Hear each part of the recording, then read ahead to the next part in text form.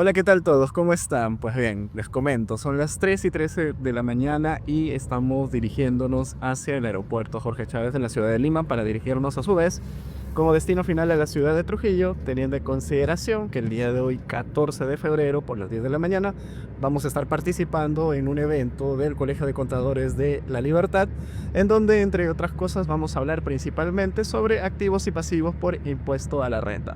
Lo que también vamos a hacer es que a lo largo de todo este video vamos a ir hablando sobre justamente eso, activos y pasivos del impuesto a la renta, pero viéndolos desde un enfoque mucho más técnico y simple de lo que quizás lo hemos podido ver a lo largo de nuestra vida como profesionales en distintos puntos o videos. Lo que vamos a hacer, lo repito nuevamente entonces, vamos a tratar de hablar de activos y pasivos diferidos de una forma bastante técnica y simple.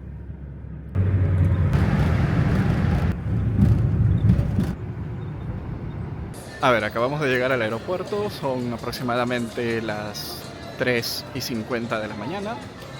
Así que lo primero que vamos a hacer es vamos a dirigirnos hacia la zona de embarque y mientras tanto les voy comentando un poco de lo que viene en este video. A ver, ya pasamos por la parte del control, pero lo que estoy teniendo que esperar en este momento es que se me asigne la puerta de embarque. Así que mientras tanto vamos a buscar un espacio donde podamos encontrar calma, se podría decir, para poder conversar o mencionar algunas cosas vinculadas al tema.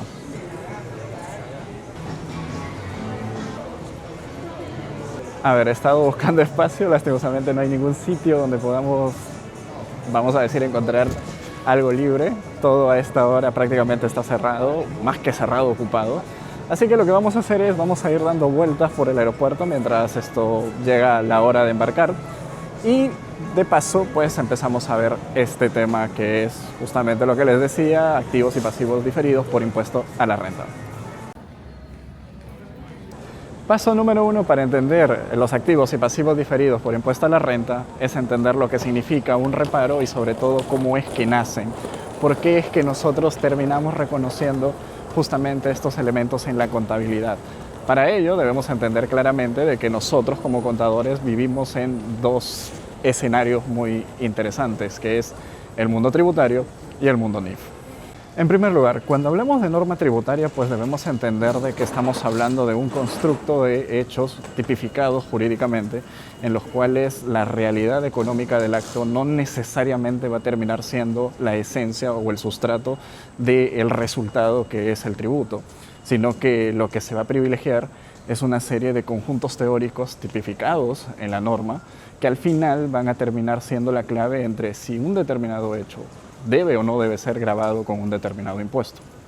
Esto se entiende mejor si lo analizamos a los ojos del inciso Z del artículo 37 de la Ley del Impuesto a la Renta.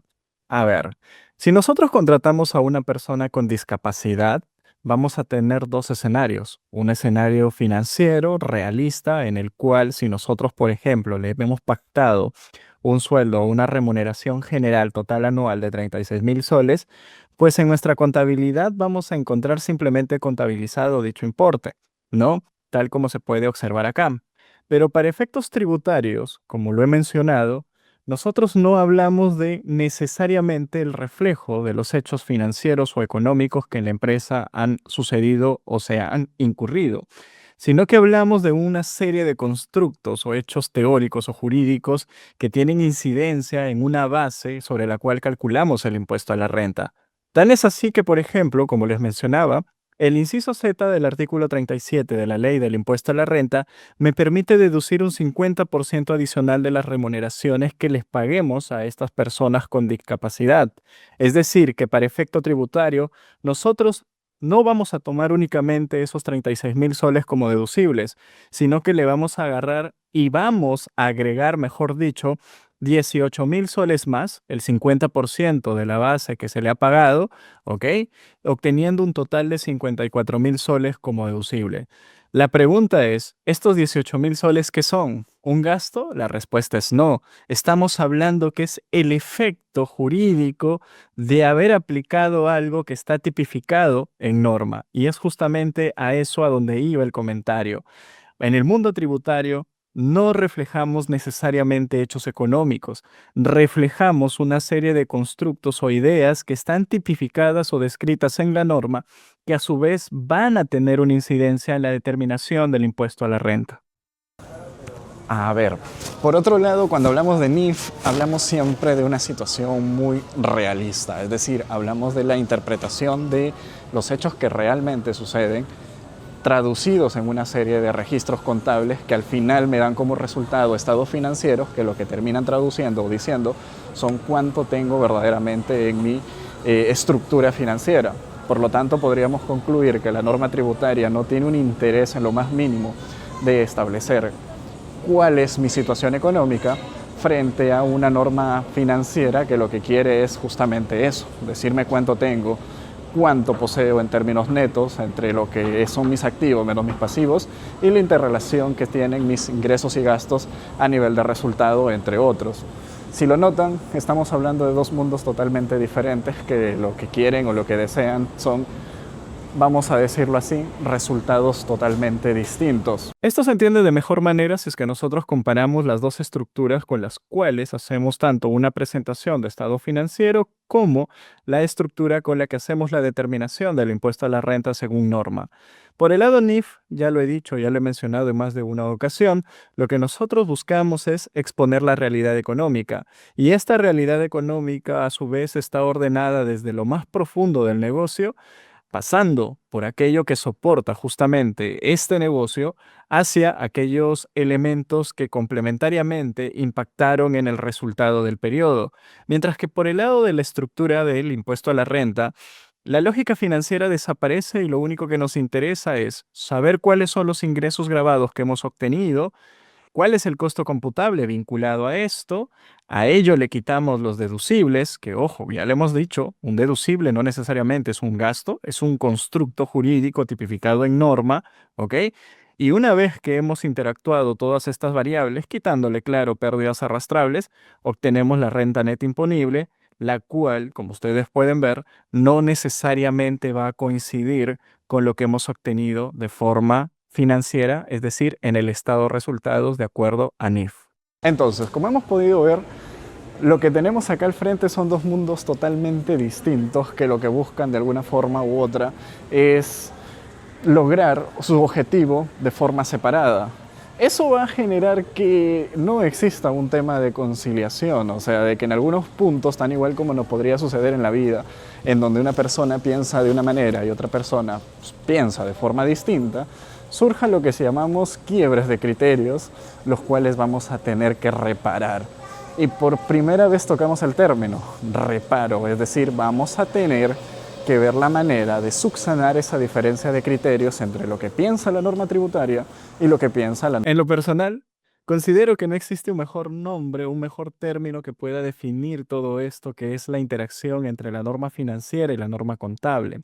Y es que en este proceso de poner los estados financieros frente a un proceso de determinación del impuesto a la renta, es inevitable que existan puntos de quiebre en donde la norma contable y la norma tributaria no comulguen.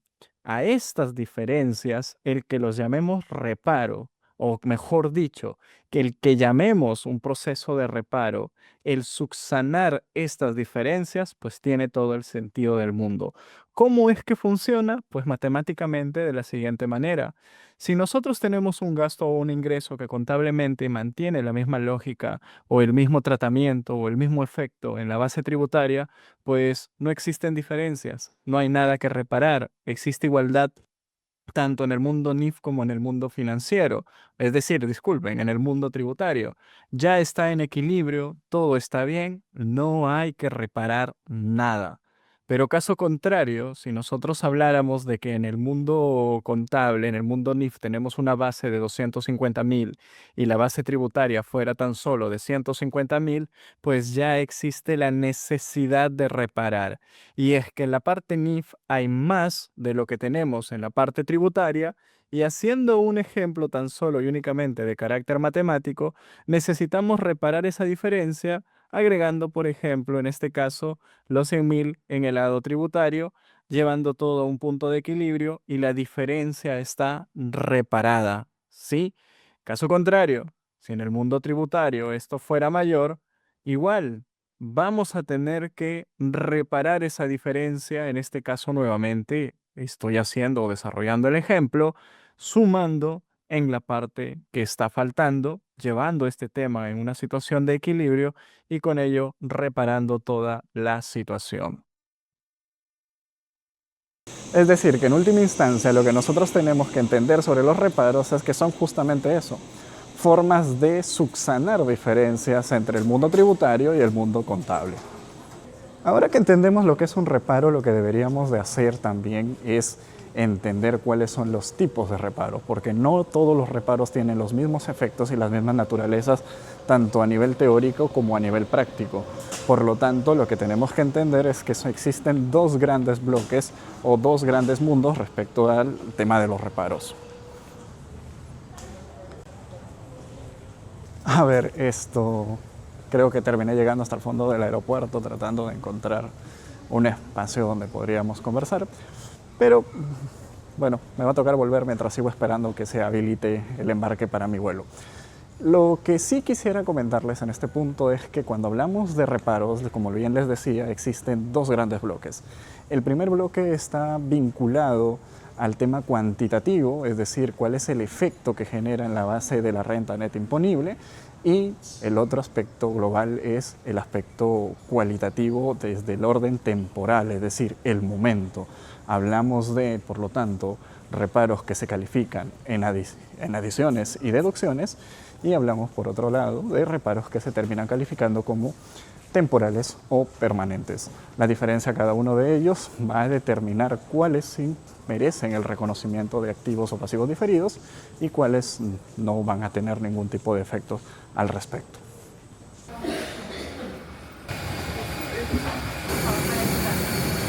Ya no podemos seguir grabando en el aeropuerto de Lima, así que bueno, ya estamos en Trujillo y termino de salir del aeropuerto y continuamos explicando un poco qué va del tema. A ver, me va a tocar esperar a nuestro amigo Marvin que llegue a recogerme. Los lentes, si bien es cierto, no hace mucho sol. Ya se imaginarán las ojeras con las que ando a causa de toda la madrugada y el viaje tanto agotador. No soy de las personas que suelen dormir mucho cuando viajan, así que el detalle está en que más allá de protegerme del sol, en realidad es que no me vean esta terrible cara con la que ando ahorita. A ver, mencionábamos lo siguiente. Tenemos dos tipos muy grandes de diferidos, ¿no? Los diferidos vinculados a su efecto matemático, adición, deducción, y los diferidos controlados, o más que controlados, creo que el término correcto es vinculados o clasificados por su característica temporal, que tiene que ver con justamente las adiciones o deducciones de naturaleza permanente o las adiciones y deducciones de naturaleza temporaria o temporal. Una de las cosas interesantes cuando hablamos de adiciones y deducciones es que muchas veces malinterpretamos el nombre con un efecto matemático y creemos que cuando hablamos de adiciones es una operación necesariamente de suma y cuando hablamos de deducción es una operación necesariamente de resta, cuando en realidad lo que habla, ¿sí?, es de un efecto final en la base o la renta neta imponible. Es decir, que cuando hablamos de una adición podríamos estar hablando de una resta, pero que tiene como efecto final el incremento de la base imponible. ¿Cómo? Pues se lo muestro a continuación. Antes que nada, para entender mejor todo este proceso del análisis de lo que son las adiciones, debemos de partir por el hecho de recordar algo que para todos los contadores es conocimiento universal, ¿sí? Es cultura general. Y es que cuando nosotros a los ingresos le restamos los gastos, pues obtenemos lo que se conoce como el resultado del periodo. Si llevamos esta lógica para la parte tributaria, vamos a tener que si a los ingresos le quitamos los deducibles, obtenemos la renta neta imponible. Es decir, interactúan dos variables a nivel de un elemento que suma, como son los ingresos, y un elemento que resta, como son los gastos por el lado financiero, mientras que por el lado tributario lo que tenemos son elementos que suman, que son los ingresos grabados, y elementos que restan como son los deducibles. En ambos casos vamos a tener un resultado del periodo en el mundo NIF y un resultado denominado renta neta imponible desde el punto de vista tributario. ¿Qué nos sirve esto? ¿O para qué nos sirve esto? Pues nos ayuda a entender lo que es un reparo a nivel tanto de adiciones como deducciones. Nos vamos a centrar primero en explicar las adiciones y para ello necesito que nos enfoquemos en esto. Yo tengo una estructura financiera bajo NIF, donde he reconocido ingresos, he reconocido gastos y he obtenido un resultado. Si yo quiero hacer que el resultado se incremente, yo tengo dos vías. La primera vía es a través de la suma. ¿Qué sumaría? Ingresos. Si yo incremento los ingresos, no, es decir, de 1.000.000 le sumo 200.000 y obtengo 1.700.000, al restarle los 500.000 que previamente ya estaban contabilizados, voy a tener un incremento en mi resultado del periodo. Tributariamente a este efecto de haberle agregado a la renta neta imponible, ¿sí? Se conoce como adición. Hemos sumado a la base sobre la cual vamos a determinar el impuesto a la renta. Luego de ello, también podríamos hacer un incremento a la base, no a través de una suma, sino a través de una resta. Y es ahí hacia donde iba el comentario. Las adiciones no solamente se puede considerar como un proceso matemático operativo de suma, sino que también lo podemos interpretar como un proceso matemático de una resta que generó como efecto final el incremento de la renta neta imponible. Y eso ocurre principalmente cuando a la estructura financiera lo que hacemos es le quitamos gastos. Como el gasto en la fórmula matemática con la cual determinamos el resultado del periodo está restando, al quitarle, lo que hace es que el resultado sea mayor. Es decir, ingresos igual 1.500.000, quitamos gasto, reparamos gastos, neteamos el deducible en 350.000 y nuestra renta neta imponible, disculpen, la renta neta imponible incrementó de 1.000.000 a 1.150.000. Hemos adicionado 150.000 soles a la base, pero lo contradictorio, ¿no? Matemáticamente hablando, es que hemos adicionado quitando gastos. Bien, aquí estoy con nuestro amigo Marvin, que se ha encargado de, vamos a decir de buena fe, llevarme aquí un poquito a los lugares dentro de Trujillo. Y como han podido ver, regresando un poco al tema en cuestión, cuando hablamos de adiciones no estamos hablando necesariamente de una suma, puesto que hay momentos en donde nosotros restamos gastos, los cuales como efecto final van a terminar incrementando la renta neta imponible, y técnicamente el nombre que nosotros le damos a ese movimiento de adición está circunscrito principalmente al hecho, más que al acto de incrementar, adicionar el valor de la base de la renta neta imponible. En cuanto a las deducciones, ocurre totalmente todo lo contrario. Es decir, ya no hablamos de un proceso en el cual la renta neta imponible o la base sobre la cual determinamos el impuesto a la renta va a incrementar, sino que va a disminuir. Y en este caso, tan igual como en las adiciones, vamos a hacer operaciones de tanto de sumas como restas, o podemos hacer tanto operaciones como de sumas y restas que van a tener ese efecto final de disminuir la renta neta imponible. ¿Ok? Ya hemos podido ver de que en estas fórmulas interactúan signos en positivos, es decir, que suman, y signos u importes en negativos, es decir, que restan. Tan es así que si volvemos al ejercicio, si nosotros tenemos una disminución de los ingresos, es decir, le quito en esta ocasión ingresos a la fórmula, lo que vamos a tener es una caída de la renta neta imponible. Podemos decir que hemos deducido 200.000 soles de la base, de la renta neta. ¿Ok? Mientras que la manera 2 de poder hacer una deducción es agregando, sumando, pero esta vez gastos. Si nosotros observamos entonces de 1.500.000 que tenemos, mantenemos la misma cantidad de ingresos, pues a los gastos, si yo le sumo, ¿sí? Le sumo gastos, voy a obtener que mi renta neta imponible baje, o voy a lograr que mi renta imponible baje. En este caso habremos deducido 150.000 soles de la renta neta imponible o de la base de la renta neta imponible. ¿Ok? Lo contradictorio aquí es que le hemos quitado a la base agregando gastos. Y aquí en este punto me voy a permitir hacer un comentario respecto a lo que a veces ocurre cuando te están hablando de reparos, ¿no? Te dicen adiciona el gasto. Y cuando a alguien le dicen adiciona el gasto mucho más si está empezando en este mundo, pues puede sufrir un cortocircuito mental al entender que se le está pidiendo que agregue más gasto, cuando en realidad lo que se le está diciendo es que quite el gasto porque lo que se busca es que se incremente la renta neta imponible.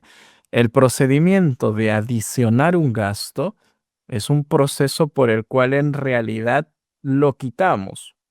Lo quitamos de la estructura y ese proceso de quitarlo de la estructura incrementa la renta neta imponible y por lo tanto decimos hemos adicionado un gasto que, lo repito nuevamente, no está traduciendo la idea de incrementar algo, es decir, incrementar el gasto, sino más bien todo lo contrario, de disminuirlo. Por otro lado, como se puede observar, las deducciones podrían representar a su vez la suma de conceptos, como serían gastos, que a su vez generarían una disminución en la base de la renta neta imponible. Y por lo tanto, con ello podríamos terminar concluyendo nuevamente de que las adiciones y deducciones no están supeditados su nombre en una operación matemática de suma y resta, sino en el efecto que tienen en la renta neta imponible. Sábado 28 de febrero, a 2 semanas del evento que tuviéramos en la ciudad de Trujillo, en el Colegio de Contadores de la Libertad. Por causas X no pude seguir grabando aquel momento, así que con la intención de no perder todo el material que había grabado, pues vamos a continuar el día de hoy con las explicaciones sobre las diferencias, o mejor dicho, los activos y pasivos diferidos por el tema del impuesto a la renta, teniendo como oportunidad el hecho de que estoy yendo a recoger unas cosas que he pedido, así que vamos a ello. Bien, ya hemos entendido el efecto matemático que tienen los reparos en la determinación del impuesto a la renta corriente, es decir, tienen el efecto de disminuir o incrementar la renta neta imponible. Pero ahora lo que nos toca entender es el efecto secundario que pueden tener los reparos al momento de determinar potenciales créditos o pasivos que van a ser ejecutados en un futuro y que por eso llevan el nombre de diferidos. Diferidos por justamente el efecto de determinación del impuesto a la renta. De ahí el nombre de activos o pasivos diferidos por impuesto a la renta. Y estos de aquí van a estar supeditados a que el reparo sobre el que nosotros estemos trabajando tenga o no justamente esa potencialidad de impactar en un futuro. Entonces, empecemos por hablar de aquellos reparos que no tienen efecto futuro y que por lo tanto llevan el nombre de permanente. Y para entenderlos mejor debemos entender que son aquellos que nacen de criterios irreconciliables entre las normas tributarias y las normas financieras. Por ejemplo, creo que es para todos nosotros más que claro que si yo realizo una compra sin tener un comprobante de pago, es imposible que tanto hoy, en el ejercicio que yo estoy haciendo la declaración del impuesto a la renta, pueda tomar el gasto vinculado a esa operación, puesto que no estamos cumpliendo con un criterio establecido legalmente de tener el comprobante de pago que sustente la operación.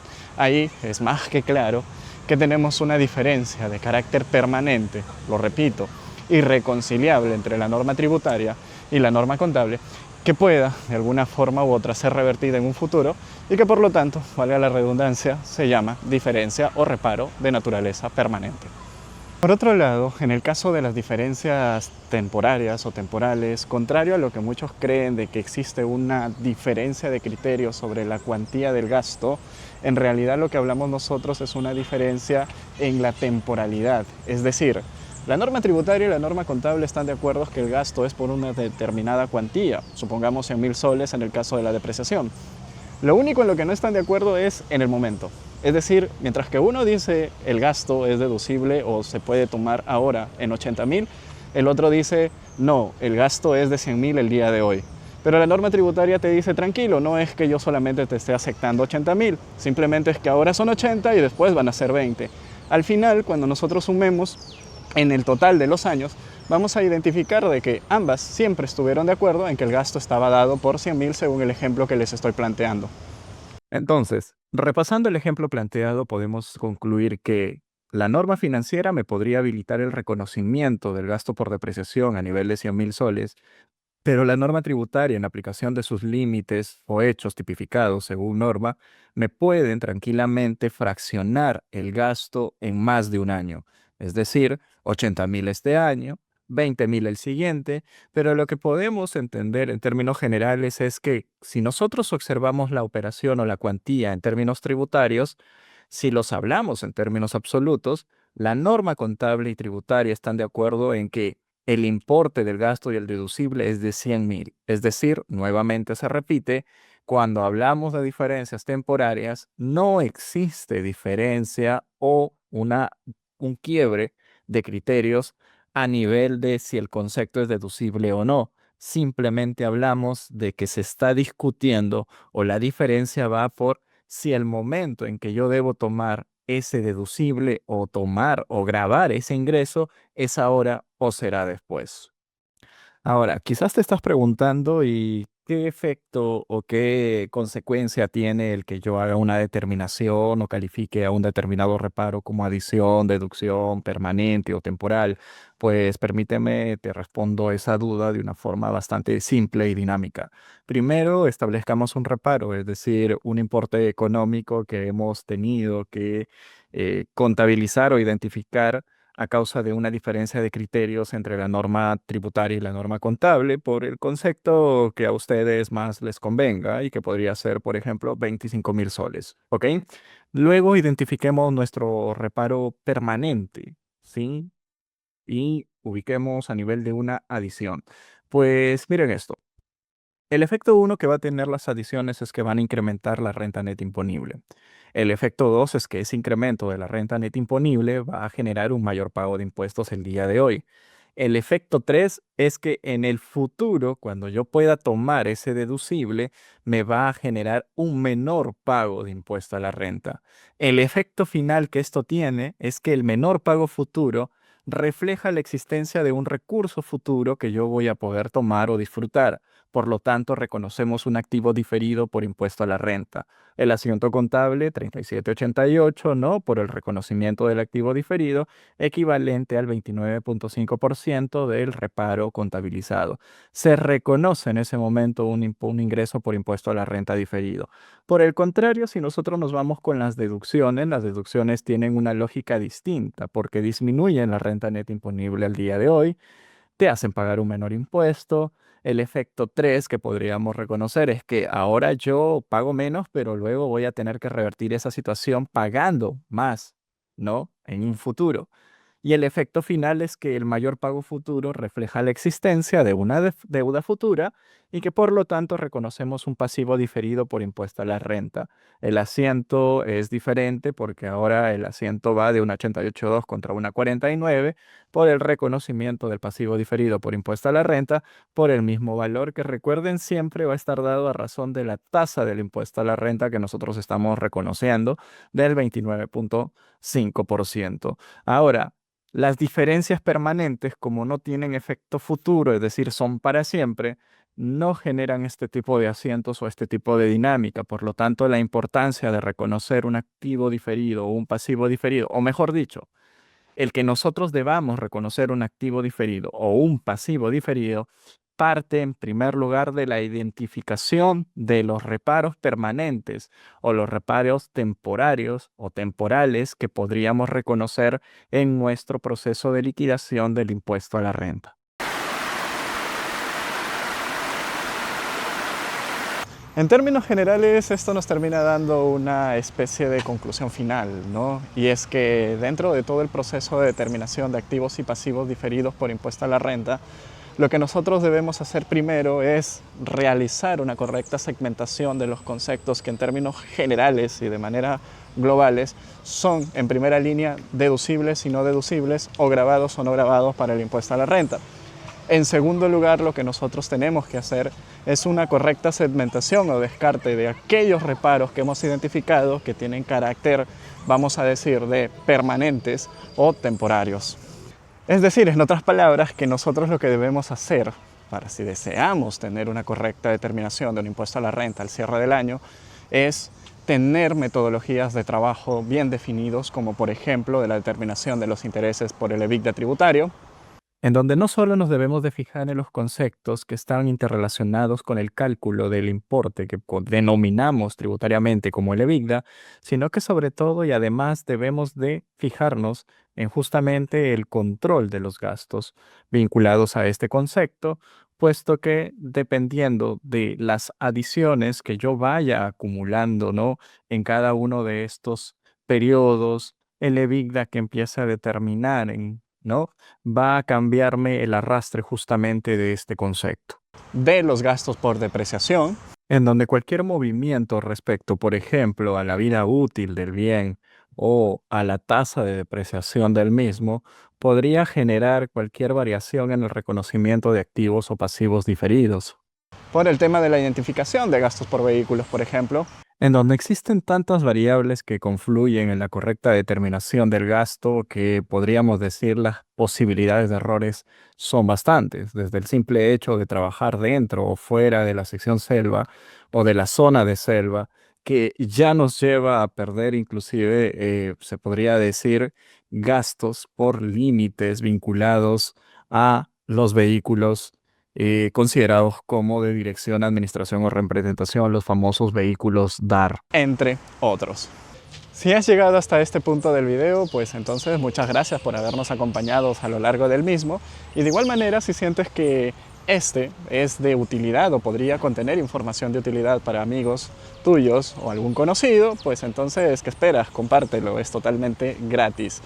Ahora, si también te ha parecido interesante la información compartida, así como el material mostrado a lo largo del mismo, pues entonces te comento que Contagea está realizando un curso sobre cierre contable 2025, el cual ya empezó desde este 16 de febrero, pero que estamos cerrando todavía el 10 de marzo.